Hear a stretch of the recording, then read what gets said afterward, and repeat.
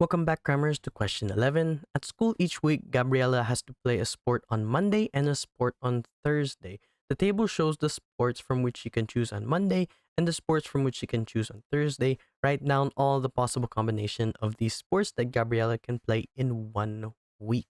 So what that means is Gabriella can play tennis on Monday, she can play volleyball on Thursday, or she can play badminton on Thursday, or she can play tennis again on Thursday. So we can simply write this as she can play tennis on Monday and volleyball on Thursday. She can play tennis on Monday or badminton on Thursday. She can play tennis on Monday or tennis on Thursday.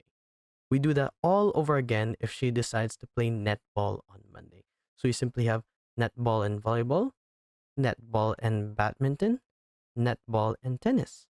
Now, all over again, if she chooses hockey on Monday, we have hockey and volleyball, hockey and badminton, hockey and tennis.